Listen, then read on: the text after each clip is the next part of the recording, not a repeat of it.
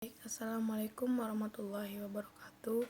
Kami dari kelompok E akan mempresentasikan hasil diskusi kami tentang menyusun bisnis plan. Poin yang pertama yaitu sistematika rencana bisnis. Itu dapat digambarkan ada 7, yaitu halaman pembuka, nama dan alamat bisnis, nama dan alamat pelaku, ada sifat bisnis, pernyataan pembiayaan yang dibutuhkan, pernyataan keberhasilan laporan, dan ada juga ringkasan eksekutif 2-3 halaman yang meringkas rencana bisnis secara lengkap. Di sistematika rencana bisnis itu memiliki 3 analisis. Salah satunya yang pertama yaitu analisis industri. Di analisis industri ini memiliki pandangan masa depan dan tren-tren, analisis para kompetitor, segmentasi pasar, ramalan industri dan pasar, deskripsi perusahaan, produk, jasa, ukuran bisnis, perlengkapan dan personil kantor, latar belakang pengusaha, rencana produksi, proses manufaktur, pabrik fisik, mesin dan peralatan, rencana operasional, deskripsi perusahaan, aliran pesanan untuk barang-barang dan atau jasa, penggunaan teknologi, rencana pemasaran, ada penentuan harga, pendistribusian, promosi, ramalan produksi, pengendalian. Baik, poin yang kedua yaitu company profile atau profil bisnis, yaitu laporan yang memberikan gambaran tentang sejarah, status saat ini, dan tujuan masa depan dengan sebuah bisnis. Sebuah profil perusahaan bisnis dapat sesingkat atau 1 halaman atau mengandung data yang cukup untuk mengisi beberapa halaman, walaupun ada sejumlah format yang berbeda. Yang digunakan menyusun sebuah profil ada beberapa jenis informasi yang wajib disertakan. Profil perusahaan biasanya mencakup beberapa informasi tentang latar belakang dan sejarah dari bisnis yang bersangkutan. Company profil seringkali menyertakan beberapa statistik umum berkaitan dengan status bisnis. Hal ini dapat mencakup informasi seperti jumlah pabrik, kantor, atau operasi lain yang saat ini dimiliki perusahaan. Selain itu, jumlah karyawan disebutkan bersama dengan nominal statistik, pendapatan yang dihasilkan selama tahun fiskal terbaru. Profil perusahaan juga bisa memasukkan data mengenai rencana masa depan bisnis. Profil dapat mendiskusikan rencana untuk ekspansi masa depan dalam hal lokasi, produksi, atau jasa baru yang diantisipasi akan ditawarkan dalam waktu dekat, atau rencana untuk menstrukturisasi operasi sebagai bagian dari strategi untuk memastikan keberhasilan lanjutan dari bisnis.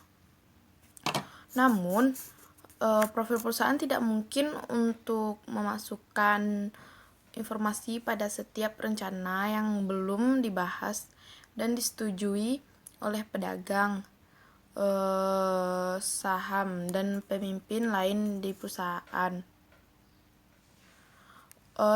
Baiklah, Assalamualaikum warahmatullahi wabarakatuh. Baiklah, saya Nurhaliza Yuliana akan melanjutkan komponen ketiga atau bagian ketiga dalam menyusun business plan. Yang ketiga yaitu market share. Nah, market share dapat diartikan sebagai presentasi keseluruhan total dalam penjualan ditambah dengan jumlah penjualan produk dalam suatu industri. Metode perhitungan market share itu sendiri dengan membagi penjualan perusahaan total dengan penjualan industri dalam satu periode dalam perusahaan tersebut. yang telah ditentukan oleh atau planning yang telah ditentukan oleh perusahaan tersebut.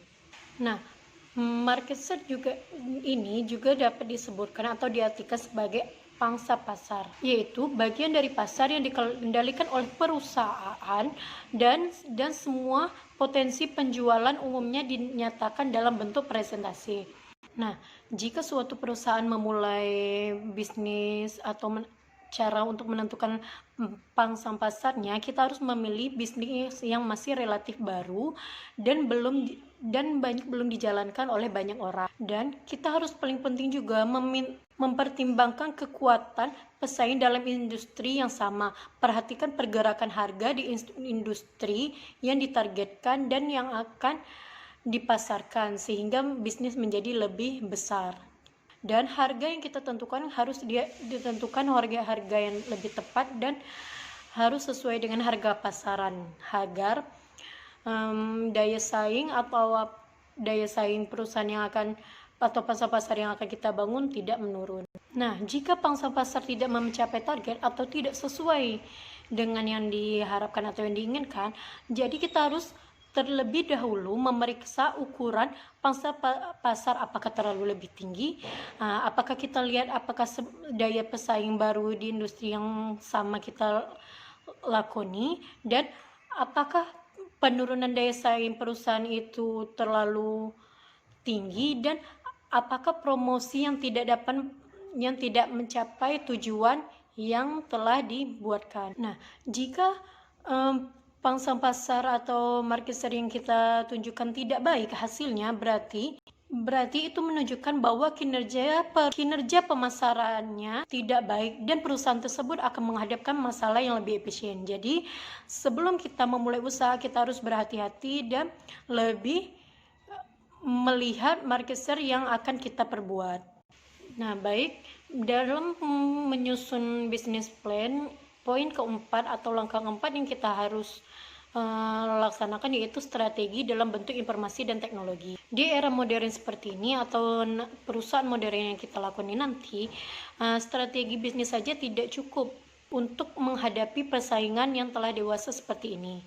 Nah, dalam penyusunan input atau strategi ilmu teknologi dan informasi atau IT yang harus kita jalankan, ada 5 input atau strategi awal dalam penyusunan strategi teknologi dan informasi. Nah, yang pertama bisnis strategi, dan yang kedua bisnis trend, yang ketiga competitor analysis, yang keempat IT atau teknologi dan informasi yang trends yang kita gunakan, dan yang terakhir yang kelima exiting IT. Nah, dalam bisnis strategi itu merupakan komponen utama yang harus utamakan dalam pembuatan strategi teknologi dan informasi.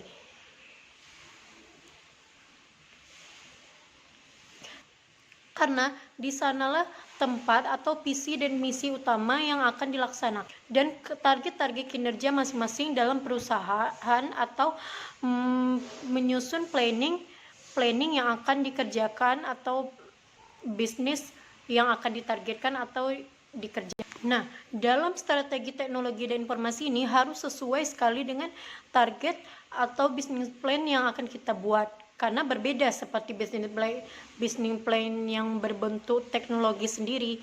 Nah, jadi kita harus lebih menyesuaikan, lebih mempelajari lebih dalam strategi yang akan kita gunakan dalam bisnis plan ini. Baiklah, itulah komponen ketiga dan keempat dalam menyusun bisnis plan. Assalamualaikum warahmatullahi wabarakatuh. Baiklah, saya akan melanjutkan tentang produksi barang dan jasa. Pertama kita akan mengetahui produksi. Produksi adalah kegiatan yang dapat menimbulkan tambahan manfaat atau faedah baru.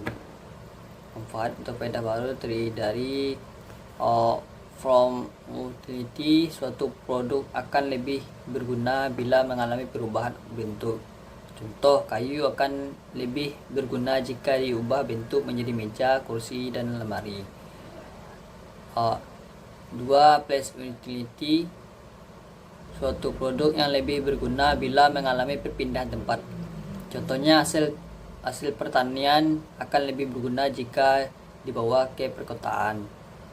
Yang ketiga, time utility, suatu produk yang lebih berguna jika terjadi penggantian waktu. Contohnya, jas hujan akan lebih berguna jika dipakai pada musim hujan. Yang kedua, kita mengenai produk. Ada dua jenis karakter produk. Yang pertama, produk tangible berwujud, produk yang bisa dilihat dan disentuh untuk ditaruhkan kepada calon pelanggan berupa barang. Dua, produk intangible, yaitu tidak berwujud, produk yang tidak bisa dilihat dan tidak bisa disentuh saat Anda menawarkan kepada calon pelanggan berupa jasa atau service. Baik, kita akan mengenai tentang jasa.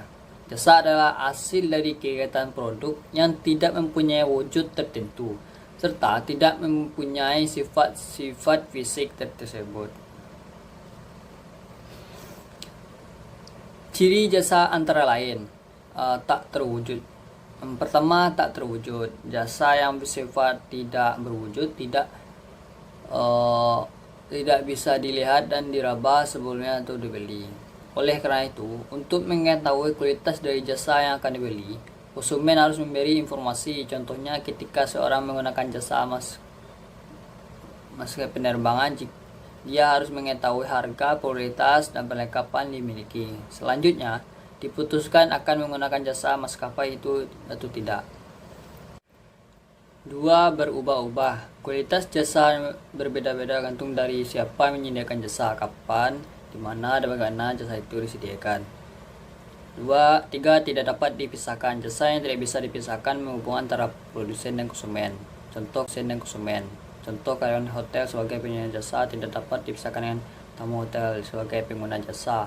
Hubungan antara penyedia dan pelanggan jasa saling mempengaruhi hasil dari sebuah jasa.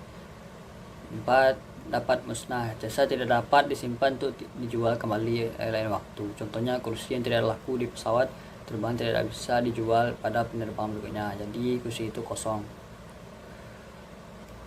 Langkah-langkah dalam menyusun perencanaan pemasaran: mengidentifikasikan situasi bisnis, mengidentifikasi segmen peluang pasar, mengidentifikasi kekuatan dan kelemahan, penetapan tujuan dan pasar, mengidentifikasi strategi pemasaran dan usaha dilakukan, perencanaan tanggung jawab implementasi, dan pelanggaran strategi pemasaran, monitor kemajuan usaha pemasaran. Baik, itu yang dapat saya sampaikan. Assalamualaikum warahmatullahi wabarakatuh. Assalamualaikum warahmatullahi wabarakatuh. Perkenalkan, saya Dapat Utama, NIM 1908611. Di sini saya akan menjelaskan penjelasan selanjutnya adalah pengertian strategi atau dalam bisnis jasa. Strategi marketing adalah usaha untuk mengarahkan dan menciptakan suatu standar tertentu dalam kehidupan masyarakat. Bisnis jasa adalah bisnis yang menjual layanan kepada para konsumen yang membutuhkan. Dalam menjalankan bisnis jasa juga dibutuhkan adanya strategi marketing. Tapi sebelum menentukan strategi marketing yang akan digunakan, perlu diperhatikan bahwa strategi marketing jasa berbeda dengan strategi marketing bisnis yang menyediakan produk atau barang. Selanjutnya saya akan menjelaskan tentang aspek keuangan. Aspek keuangan dalam studi kelayakan bisnis adalah aspek yang digunakan untuk menilai keuangan perusahaan secara keseluruhan. Aspek ini memberi gambaran yang berhubungan dengan keuntungan perusahaan sehingga merupakan salah satu aspek yang penting untuk diteliti kelayakannya. Selanjutnya adalah strategi pemasaran. Definisi marketing atau pemasaran adalah kegiatan yang dilakukan oleh perusahaan untuk mempromosikan suatu produk atau layanan yang mereka punya. Pemasaran ini mencakup pengiklanan, penjualan, dan pengiriman produk ke konsumen atau perusahaan lain. Dalam melakukan promosi, mereka akan menargetkan orang-orang yang sesuai dengan produk yang dipasarkan. Biasanya juga melibatkan selebriti atau siapapun yang memiliki kepopuleran untuk mendongkrak produk tersebut. Selanjutnya tentang analisis strategi analisis pesaing. Yang pertama, kenali para pesaingmu, seperti apa mereka. Misalnya pesaing bisa secara pesaing langsung dan pesaing tidak langsung. Selanjutnya, monitor strategi media sosial pesaing kamu. Analisa bagaimana pesaing memasarkan produk. Perhatikan struktur SEO pesaing dan mengetahui harga produk pesaing. Dan terakhir adalah resiko yang dihadapi. Yang pertama, persaingan yang ketat, bekerja keras membangun bisnis, bisa juga mengalami kerugian, kondisi pasar yang tidak stabil, atau hal buruk lainnya adalah kebangkrutan. Itulah penjelasan saya. Lebih kurang saya mohon maaf. Saya tutup. Wabillahi taufiq wal hidayah. Wassalamualaikum warahmatullahi wabarakatuh.